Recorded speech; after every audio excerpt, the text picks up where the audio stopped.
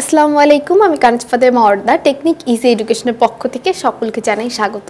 মূলত আজকে আমরা যে টপিকটা নিয়ে আলোচনা করতে যাচ্ছি সেটা আমাদের টাইটেল দেখেই বুঝতে পারছি, ধ্বনি ও বর্ণ।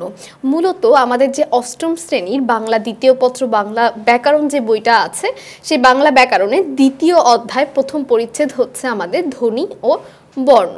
তো আমরা আসলে ধ্বনি বর্ণ এই দুটা নিয়ে একটু গুলিয়ে ফেলি। আমরা অনেক সময় ধ্বনি এবং বর্ণের মধ্যে পার্থক্যটাই বুঝতে পারি না, বা ধ্বনিকে আলাদা কোনো কিছু ভাবি, আবার বর্ণকে অন্য আলাদা কোনো কিছু ভাবি। তো প্রথমে আমরা যেহেতু ধ্বনি ও বর্ণ আমাদের অধ্যায়ের নাম, তো এ থেকে আমরা বুঝতে পারছি যে আজকের যে পর্বটা আমাদের হবে সেটা সম্পূর্ণভাবে কিসের উপর হবে? ধ্বনি এবং বর্ণ সম্পর্কে। তো ধ্বনি কাকে বলে বা ধ্বনি বলতে আমরা কি বুঝি সেটা যদি আমরা একটু দেখি সবার আগে। তো ধ্বনি আসলে কি? মূলত আমরা যে কথা বলি, কথা বলার সময় যে আমাদের যে ভাষা বা আমরা যে শব্দগুলো ব্যবহার করে থাকি, এই যে শব্দ, এই শব্দগুলোকে কথা বলার সময় এই শব্দগুলোকে যদি আমরা বিশ্লেষণ করি বা ভাঙি, সেই ক্ষেত্রে কি দেখা যাবে? কিছু উপাদান পাওয়া যাবে, তাই না? কিছু ছোট ছোট উপাদান পাওয়া যাবে। যেমন আমি শব্দটা যে বললাম, এখানে যদি আমি এটাকে ভাঙি, যে আমি শব্দটার বিশ্লেষণ করব, সেক্ষেত্রে একটা উপাদান পাওয়া যাবে, একটা উপাদান পাওয়া যাবে, রস্যিও একটা মাঝে উপাদান আছে।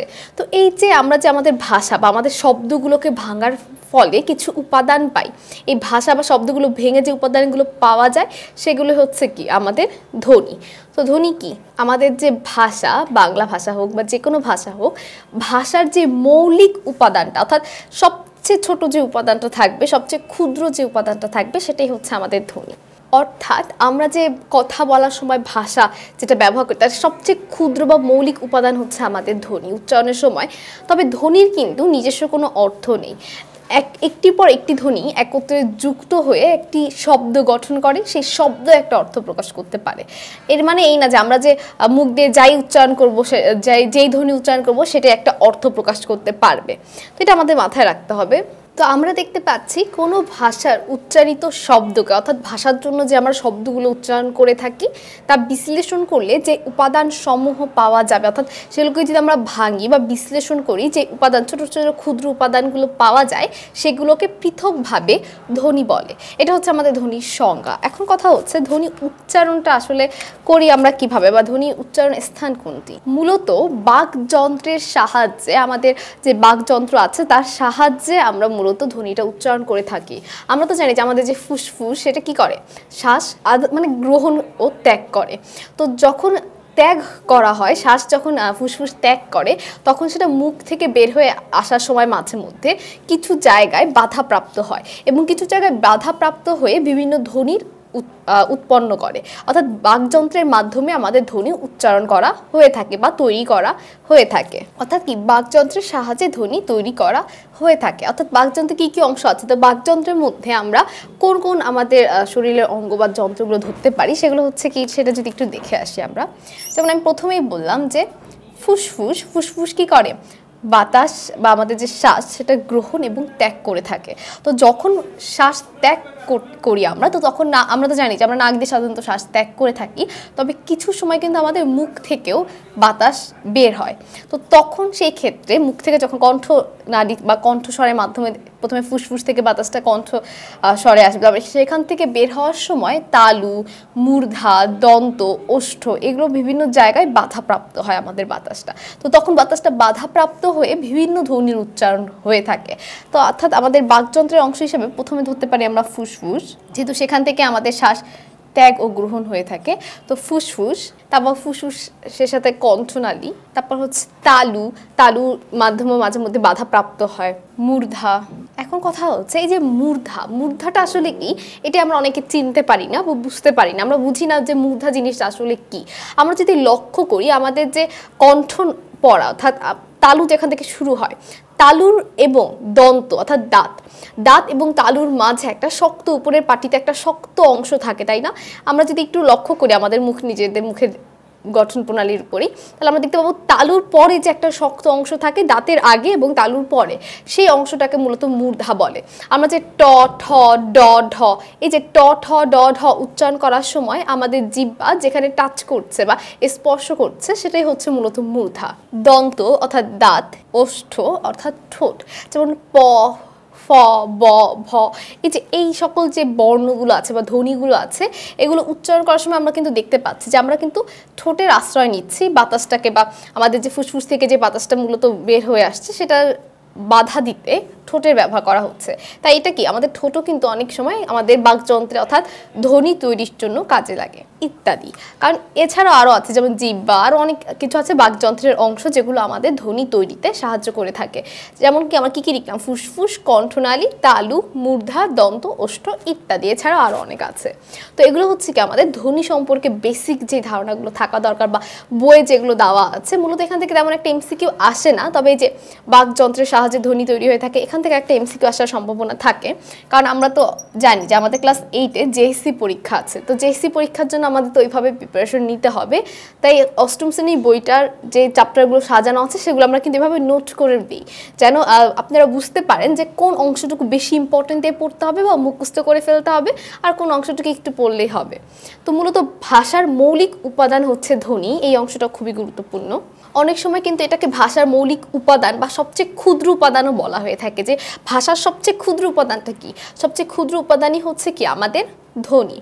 তারপর বাকযন্ত্রের সাহায্যে ধ্বনি তৈরি করা হয়ে থাকে এবং ফুসফুস, কণ্ঠনালী, তালু, মূর্ধা, দন্ত, ওষ্ঠ ইত্যাদি আমাদের কি এগুলো বাকযন্ত্রের বিভিন্ন অংশ।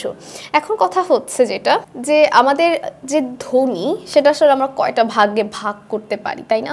মূলত আমরা তো জানি যে ধ্বনি কি আমরা উচ্চারণ করার সময় মুখ যে বাতাস যখন বিভিন্ন জায়গায় বাধাপ্রাপ্ত হয়ে বিভিন্ন উচ্চারণ হয় সেগুলোকে বলে ধ্বনি, তাই না? তো আমাদের এই ধ্বনিকেই দুইটা ভাগে ভাগ করা যায়।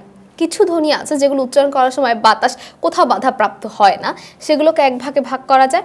আর কিছু ধ্বনি আছে যেটা উচ্চারণের জন্য অন্য ধ্বনির প্রয়োজন হয় বা কোনো বাকযন্ত্রের বাধাপ্রাপ্ত হয়ে উচ্চারিত হয় বা এরকম। তো এটার উপর নির্ভর করে আমাদের ধ্বনিকে দুই ভাগে ভাগ করা যায়। তো আমরা দেখতে পাচ্ছি ধ্বনি হচ্ছে দুই প্রকার, একটা হচ্ছে স্বরধ্বনি আর একটা হচ্ছে ব্যঞ্জন ধ্বনি। যে ধ্বনি উচ্চারণের সময় অন্য কোনো ধ্বনির প্রয়োজন পড়ে না বা আশ্রয় নিতে হয় না সেগুলো হচ্ছে স্বরধ্বনি, এবং যে ধ্বনি উচ্চারণের সময় অন্যান্য ধ্বনির আশ্রয় নিতে হয় বা উচ্চারণের সময় অন্য কোনো ধ্বনি যুক্ত করে উচ্চারণ করতে হয় সেই ধ্বনিগুলোকে বলা হয় ব্যঞ্জন ধ্বনি। তো আমাদের যে স্বরধ্বনি সেটা কয় প্রকার বা স্বরধ্বনি কয়টি, এই প্রশ্নটা প্রায় সময় পরীক্ষায় আসে যে স্বরধ্বনি কয়টি বা স্বরধ্বনিকে কয়টা ভাগে ভাগ করা যায় বা কয় প্রকার। তো বেশিরভাগ স্টুডেন্টরাই এটা তাড়াহুড়া করে উত্তর দিতে যেয়ে ভুল উত্তর দেয়। এখন অনেকের কাছে মনে হতে পারে যে এত সহজ প্রশ্নের কিভাবে ভুল উত্তর দেয়। আমরা তো ছোটকাল থেকেই শিখে আসছি যে আমাদের স্বরবর্ণ 11টি। এখন আমরা যদি একটু লক্ষ্য করি, একটু আগে আমি যে বাক্যটা বলেছি সেখানে আমি বলেছি স্বরবর্ণ। যদি স্বরবর্ণ থাকে সেই ক্ষেত্রে উত্তর হচ্ছে 11টি, কিন্তু যদি স্বরধ্বনি থাকে এই জায়গাটা আমাদের একটু লক্ষ্য রাখতে হবে। যদি স্বরধ্বনি থাকে সেই ক্ষেত্রে কিন্তু আমরা আর 11টি বলতে পারবো না, কারণ বাংলা ভাষায় স্বরধ্বনি কিন্তু 11টি না, স্বরবর্ণ হচ্ছে 11টি, স্বরধ্বনি তার চেয়ে একটু সংখ্যায় কম। বাংলা ভাষায় মৌলিক যে স্বরধ্বনিগুলো আছে সেটা হচ্ছে 7টি, সেই 7টি আমরা এখন একটু দেখব। বাংলা ভাষায় মৌলিক স্বরধ্বনি হচ্ছে 7টি।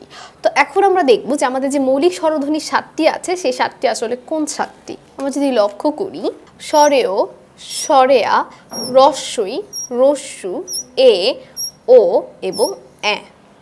এটা একটু আনকমন আমাদের কাছে, এটা মূলত উচ্চারণের সময়, কারণ আমরা তো জানি যে ধ্বনি হচ্ছে কি উচ্চারণের সময় যে আমরা ভাষা উচ্চারণের সময় যে শব্দগুলো থাকে সেই শব্দগুলোকে যদি আমরা বিশ্লেষণ করি বা ভাঙি সেই ক্ষেত্রে যে উপাদানগুলো পাওয়া যাবে সেগুলো। তো আমরা মূলত স্বরেয়, স্বরেয়া, রস্বই, রস্যু, এ ও এ, এই 7টি হচ্ছে মূলত আমাদের মৌলিক স্বরধ্বনি। আর স্বরবর্ণ কিন্তু ভিন্ন, স্বরধ্বনি এবং স্বরবর্ণ কিন্তু এক না। তাই আমাদের অবশ্যই যদি পরীক্ষার হলে কখনো প্রশ্ন আসে আমাদের অবশ্যই লক্ষ্য রাখতে হবে যে মৌলিক স্বরবর্ণ বলা আছে নাকি মৌলিক স্বরধ্বনি। যদি স্বরবর্ণ বলা থাকে সেই ক্ষেত্রে উত্তর আমাদের ছোটকাল থেকেই জানা 11টি, কিন্তু যদি স্বরবর্ণ জায়গায় স্বরধ্বনি বলা হয়ে থাকে যে মৌলিক স্বরধ্বনি কয়টি, সেক্ষেত্রে উত্তর কিন্তু 7টি, এবং 7টি সেই 7টিকে আমরা একটু আগেই দেখে আসলাম যে স্বরেয়, স্বরেয়া, রস্বই, এরপর দীর্ঘই বাদ, রস্যু, দীর্ঘ বাদ, এরপর আবার এ, ও এবং এ। এই 7টি আমাদের একটু মুখস্থ রাখতে হবে। আর আমাদের যে ব্যঞ্জন ধ্বনি সেটা তো আমরা জানি যে উচ্চারণের সময় যে অন্য ধ্বনির আশ্রয় নিয়ে উচ্চারণ করা হবে সেগুলো হচ্ছে ব্যঞ্জন ধ্বনি। যেমন ক উচ্চারণ করার সময় ক এর সাথে একটা অ উচ্চারণ করতে হয়, এই জন্য মূলত এগুলোকে ব্যঞ্জন ধ্বনি বলা হয়ে থাকে। তো এখন আশা করি ধ্বনি নিয়ে আর কারো কোনো আমাদের প্রশ্ন থাকবে না। ধ্বনি নিয়ে আমাদের সব প্রশ্ন এখানে শেষ হয়ে যাওয়ার কথা। যে প্রশ্নগুলো আমাদের পরীক্ষায় আসার সম্ভাবনা আছে সেগুলো আমি স্টার চিহ্নও দিয়ে দিয়েছি। তো আশা করি এটা নিয়ে আর কারো কোনো ঝামেলা নেই। মাঝে মধ্যে এরকম প্রশ্ন আসতে পারে যে ধ্বনি কয় প্রকার, ধ্বনি 2 প্রকার, স্বরধ্বনি এবং ব্যঞ্জন ধ্বনি। তো এখন আমাদের ধ্বনি ও বর্ণের ধ্বনি সম্পর্কে আমাদের ধারণা নেওয়া শেষ হয়ে গিয়েছে। এখন আমরা চলে যাবো আমাদের বর্ণ টপিকটাতে, যে আসলে ধ্বনি এবং বর্ণ দুটো কেন এক হলো না, বা দুটার ভিতর পার্থক্যটা আসলে কোথায়, বর্ণ কাকে বলে বা বর্ণ জিনিসটা কি, সেই সকল সম্পর্কে আমরা এখন একটু জানবো। তো এখন আমরা চলে যাব মূলত বর্ণ বলতে আমরা কি বুঝি। তো আমরা ধ্বনি তো জানলাম যে ভাষা উচ্চারণের সময় যে শব্দগুলো থাকে সেগুলোকে বিশ্লেষণ করলে যেটা পাওয়া যায় সেটা হচ্ছে ধ্বনি। তো আমরা তো জানি যে আমাদের যে ভাষা সেটা শুধু কিন্তু আমরা বলার ক্ষেত্রেই ব্যবহার করি না, তাই না? ভাষা কিন্তু আমরা লেখার ক্ষেত্রেও ব্যবহার করে থাকি। আমরা তো জানি আমাদের যে প্রথম পর্বগুলো ছিল ভাষা সম্পর্কে, সেখানে আমরা কিন্তু দেখে এসেছি যে ভাষা যেমন আমরা বলার জন্য ব্যবহার করে থাকি, যেটাকে আমরা মৌখিক বলি, এবং লেখার জন্য ব্যবহার করে থাকি, যেটাকে আমরা লৈখিক বলি। তো এই যে লেখার সময় ধ্বনিগুলো লিখিত যে রূপটা আছে, বা এই ধ্বনিগুলোকে যে আমরা লেখার সময় বিভিন্ন চিহ্নর মাধ্যমে প্রকাশ করে থাকি, এই চিহ্নগুলোকেই মূলত বলা হয়ে থাকে বর্ণ। তো আমরা লিখতে পারি, অর্থাৎ ধ্বনির যে লিখিত রূপ বা ধ্বনি লেখার জন্য আমরা যে চিহ্ন ব্যবহার করে থাকি, যে চিহ্নটা আমরা ব্যবহার করে থাকি, সেটাই হচ্ছে কি মূলত আমাদের বর্ণ। তো ধ্বনি এবং বর্ণ যেটা একই জিনিস। ধ্বনি হচ্ছে শুধুমাত্র যখন আমরা কথা বলার জন্য উচ্চারণের সময় যেইগুলো উচ্চারণ করে থাকি সেটা ধ্বনি, এবং সেই উচ্চারণগুলোই যখন আমরা লিখিত রূপ দিয়ে থাকি সেটা তখন হয়ে যায় কি বর্ণ। তো ধ্বনি যেমন কয় প্রকার ছিল একটু আগে আমরা দেখে এসেছি যে ধ্বনি ছিল 2 প্রকার, ঠিক একইভাবে সেই একই রকম করে আমাদের বর্ণ হচ্ছে 2 প্রকার। অর্থাৎ আমাদের ধ্বনি যেমন 2 প্রকার ছিল, ঠিক তেমনি একইভাবে বর্ণ হচ্ছে কি 2 প্রকার, স্বরবর্ণ এবং ব্যঞ্জন বর্ণ। এখন আমরা যদি একটু লক্ষ্য করি, আমাদের যে স্বরধ্বনি ছিল বা মৌলিক স্বরধ্বনি ছিল একটু আগে আমরা দেখে এসেছি, সেটা ছিল কি 7টি, তাই না? তো মৌলিক স্বরধ্বনি 7টি হওয়া সত্ত্বেও আমাদের কিন্তু স্বরবর্ণ হচ্ছে কয়টি? 11টি। এই যে স্বরেয়, স্বরেয়া, রস্বই, দীর্ঘই, রস্যু, দীর্ঘ, রি, এ, ওই, ও এবং ও, এই 11টি হচ্ছে কি আমাদের স্বরবর্ণ। আমরা তো একটু আগে স্বরধ্বনির ক্ষেত্রে দেখে এসেছিলাম যে যেগুলো উচ্চারণ করতে অন্য কোনো ধ্বনির প্রয়োজন পড়ে না সেটা ছিল স্বরধ্বনি, ঠিক তেমনি স্বরধ্বনির যে লিখিত রূপ সেটাই হচ্ছে স্বরবর্ণ। তাহলে স্বরধ্বনির যে সংজ্ঞা স্বরবর্ণেরও একই সংজ্ঞাই থাকবে, শুধুমাত্র আমাদের মনে রাখতে হবে স্বরধ্বনির লিখিত রূপকেই স্বরবর্ণ বলে, ব্যঞ্জন ধ্বনির লিখিত রূপকেই ব্যঞ্জন বর্ণ বলে। তো ব্যঞ্জন বর্ণের সংখ্যা হচ্ছে 39টি। যেমন একটা উদাহরণ যদি আমরা দেই, আমরা যদি একটু লক্ষ্য করি, এই যে ক, এটা উচ্চারণ করার সময় আমাদের কিন্তু ক এর সাথে একটা অ উচ্চারিত হয়, গ এটার সাথেও কিন্তু একটা অ উচ্চারিত হয়। মূলত যে সকল ধ্বনি উচ্চারণ করার সময় অন্য কোনো ধ্বনির আশ্রয় বা প্রয়োজন পড়ে সেটাই হচ্ছে কি ব্যঞ্জন ধ্বনি। আর ব্যঞ্জন ধ্বনির যে লিখিত রূপ, এখানে লিখে দিচ্ছি আমি, ব্যঞ্জন ধ্বনির লিখিত রূপটাই হচ্ছে আমাদের ব্যঞ্জন বর্ণ, এবং স্বরধ্বনির লিখিত রূপ হচ্ছে আমাদের স্বরবর্ণ। ব্যঞ্জন বর্ণ কোনগুলো এটা তো আমরা জেনেই ফেললাম যে ক, খ, গ, খ এগুলো হচ্ছে ব্যঞ্জন বর্ণ, এবং স্বরবর্ণগুলো কি স্বরেয়, স্বরেয়া, রস্বই, দীর্ঘ, এই অংশগুলো। তো এখন যেটা আমাদের লক্ষ্য করলে আমরা দেখতে পাবো, এই যে 39 এবং 11 দুটো যদি আমরা যোগ করে দিই সেই ক্ষেত্রে কি হয়, অর্থাৎ বর্ণমালায় বর্ণের সংখ্যা হচ্ছে 50টি। তো এই জায়গাগুলো আমাদের একটু মনে রাখতে হবে যে মৌলিক স্বরধ্বনি থাকলে সেই ক্ষেত্রে কিন্তু উত্তর 11 হবে না, সেই ক্ষেত্রে আমাদের বলতে হবে 7টি। যদি স্বরবর্ণ বলা হয় সেক্ষেত্রে 11টি, ব্যঞ্জন বর্ণ বলা হলে সেক্ষেত্রে 39টি, এবং টোটাল বর্ণ যদি বলা হয় সেক্ষেত্রে হবে 50টি। তো আশা করি আজকের যে আমাদের পর্বটা ছিল ধ্বনি ও বর্ণ সম্পর্কে, এই ধ্বনি কাকে বলে এবং কিভাবে আমরা চিনব, বর্ণ কাকে বলে, ধ্বনি কিভাবে উচ্চারণ হয়, কোথা থেকে তৈরি করা হয়, এই সকল যে বেসিক প্রশ্নগুলো আসে আমাদের জেএসসি পরীক্ষায়, সেই প্রশ্নগুলো নিয়ে কারো কোনো ঝামেলা থাকবে না। সকলকে অসংখ্য ধন্যবাদ আমাদের সাথে এতক্ষণ এই পর্বটি দেখার জন্য, এবং পরবর্তী যে পর্বগুলো আছে সেগুলো দেখার আমন্ত্রণ রইল। আসসালামু আলাইকুম, আল্লাহ হাফেজ।